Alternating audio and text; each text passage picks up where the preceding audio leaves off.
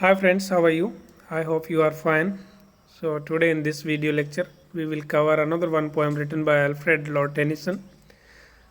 The poem is Crossing the Bar. Before we start explaining this poem, let us have a brief introduction of the poem. Crossing the Bar is an 1889 poem by Alfred Lord Tennyson. It is considered that Tennyson wrote it in elegy. The narrator uses an extended metaphor to compare death with crossing the sandbar. The word bar here means the sandbar between river of life with its outgoing flood and the ocean that lies beyond death, the boundless deep to which we return. The poem is written. If we talk about the form of the poem, this poem consists of four quatrain stanzas rhyming A B A B. In each stanza, first and third lines are rhyming together and a couple of beats long. The first and third lines of each stanza are always a couple of beats longer than the second and fourth lines, although line lengths vary among the stanzas. If we talk about the summary of this poem, the speaker heralds the setting of the sun and the rise of the evening star and hears that he is being called. He hopes that the ocean will not make the mournful sound of waves beating against a sandbar when he sets out to sea.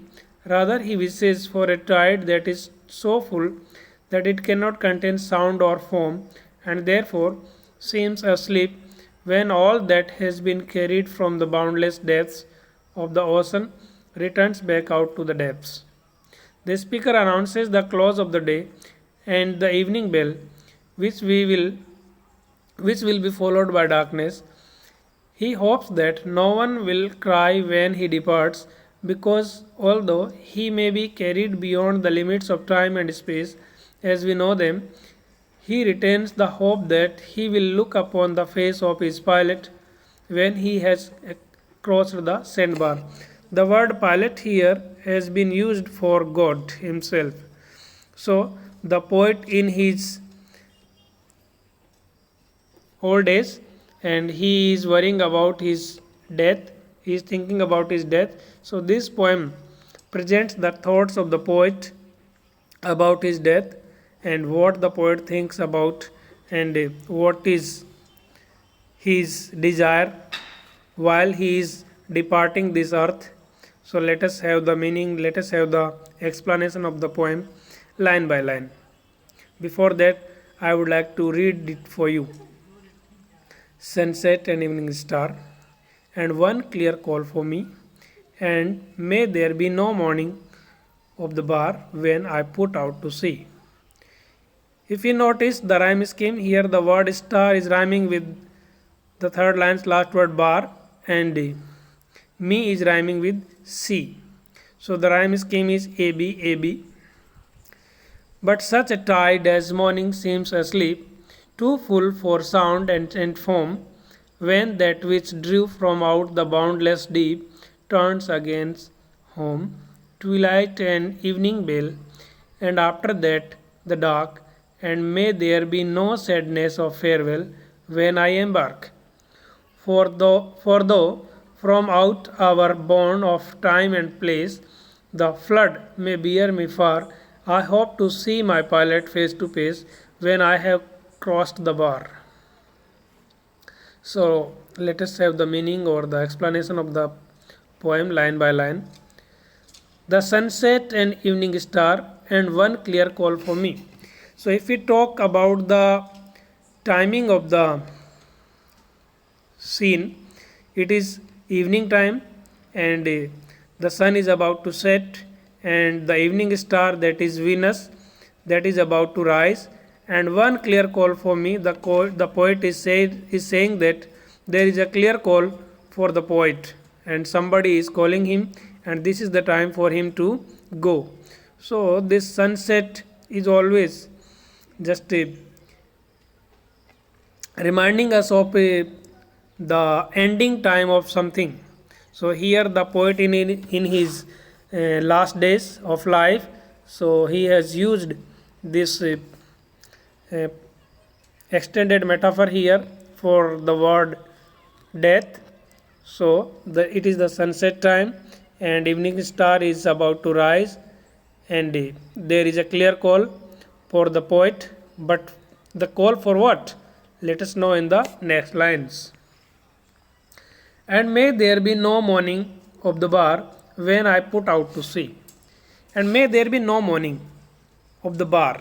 Bar here means the sandbar, or the boundary between the life and death, or the boundary between life and after life.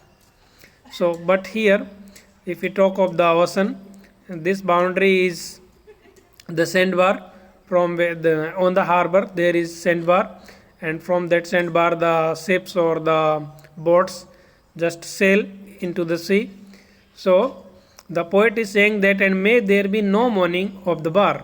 So when the poet is departing from the bar or going for a sail, there should be no mourning, there should be no crying while he is departing. When I put out to sea, put out means to sail, to have a journey in the sea. So while the poet is going to the sea in a boat or in a ship, he thinks that there should be no crying, no mourning. Actually, the poet is here talking about his death. He has been saying that while he is leaving this earth, people or his near friends should not cry while he is bidding farewell to this earth, to the people of his family and his friends. So the poet feels that there should be no mourning, there should be no crying while he is crossing the bar or while he is going on a sail. But such a tide as moving seems asleep, too full for sound and foam. And when he is going on the sail, the tide should be so high. At the same time, there should be no sound and no foam in the ocean, so that it should look like that it is sleeping, and there is full calm in the sea, so that the ship may sail well without any hurdle. So he seems that there should be no problem, there should be no hurdle while his ship on the sail in the sea. When that which drew from out the boundless deep, here the boundless deep means ocean, turns again home. When that means tide, which drew from out the boundless deep, tide is drawing, the tide is drawing from the boundless deep means the ocean, and turns again home, and the tide is coming back home. So it is the moon, full moon time, when the tide is going high and coming back again to its home. So there is a movement of tide in the boundless sea, in the fathomless ocean. In the next lines, the poet says that twilight and evening bell, and after that the dark. He says that this is the twilight, or the dark, or the dim light during the sunset, and during this time while it is sunset, the evening bell is ringing somewhere in the church, or this evening bell may be the bell of the ship, and after that the dark, and after this particular point there will be darkness. The darkness of it is symbolic that the poet in the phase of life, while he is on the verge of death, or he may die anytime. So after the death there will be darkness for him. And if we talk of the sailing of the ship, it is the evening time. Once the ship has left the harbor, there will be darkness in the widespread ocean. That is why he talks like that. So he says that it is the dim light time, evening time, and the bells are ringing, and after this time there will be darkness for a longer time. And may there be sadness of farewell, and when I embark. And and may there be no sadness of farewell when I embark. So poet says that while he is leaving the harbor, while he is leaving this earth, while he is dying, or while he is bidding the farewell to the people, there should be no sadness. People should not feel bad that he is leaving them. When I embark, when I go on a sail, when I leave. So this is the wish of the poet, that while he is leaving, while he is going on a sail, while he is leaving the harbor, people behind him should not be sad, should not mourn.